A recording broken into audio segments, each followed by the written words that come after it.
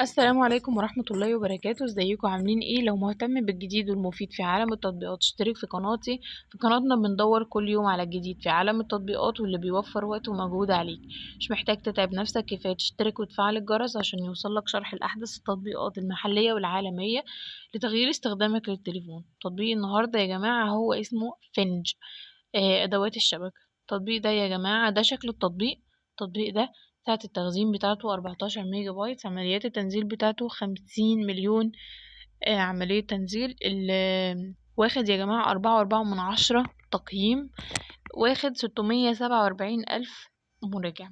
التطبيق ده يا جماعة فكرته ايه او بيتكلم عن ايه؟ هو التطبيق ده بيهدف لمساعدتك على فهم شبكتك اللاسلكية اللي هي الواي فاي بشكل أفضل. بيعمل مسح ضوئي لشبكتك، بيكشف على جميع الأجهزة المتصلة بيها سواء كانت أجهزة معروفة ليك أو لأ. يمكن إن هو يكون مفيد لكشف الأجهزة غير مرغوب فيها أو المتصلة بشكل غير مصرح بيها، وده بيساعدك على تعزيز أمان الشبكة. المميزات في البرنامج ده إن هو بيكتشف التطبيق جميع الأجهزة المتصلة بشبكتك اللاسلكية، بما في ذلك الهواتف الذكية والأجهزة اللوحية والحاسوبات وأجهزة الإنترنت، وهكذا. يقدر إن هو يحدد لك نوع الجهاز المستخدم والمتوصل بيه سواء كان تليفون أو طبعة أو كاميرا.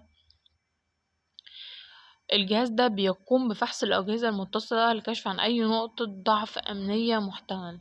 كمان التطبيق ده بيتميز بواجهة مستخدم سهلة الاستخدام حتى للمبتدئين. العيوب بتاعته بقى يا جماعة إنه بعض الأحيان يمكن للتطبيق ده هو اكتشاف جميع الأجهزة المتصلة بشبكته، خاصة لو كان الجهاز مخفي أو مستخدم بروتوكولات اتصالات غير شائعة. المعلومات اللي بيقدمها التطبيق ده عن كل جهاز ممكن تكون محدودة. كمان يا جماعة في العديد من التطبيقات الأخرى متاحة لتقديم وظائف زيه، وهو بيكون أفضل من التطبيق ده.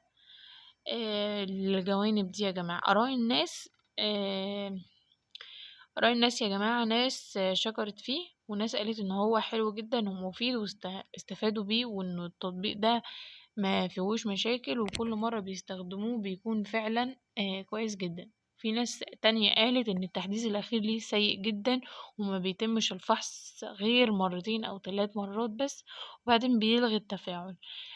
بيرجع للفحص مرة تانية وهو ما بيعملش فحص كامل. ناس تانية قالت إنه فاشل جدا ويشترط التسجيل فيه للحصول على المزايا اللي فيه. وبعدين يا جماعة عايزة أقولكوا إن إحنا القناة بتاعتنا هي المكان الوحيد للكلام عن التطبيقات بدون تحييز لأي تطبيق، وكل واحد في قناتنا هيقول تجربته الحقيقية في التعليقات. هنثبت تعليقه عشان الكل يستفيد من تجربته سواء كانت تجربة إيجابية أو تجربة سلبية. استنى تعليقكوا لأن تعليقكوا هيفيدنا وهيفيد غيركوا. استنوني في تطبيق جديد، مع السلامة.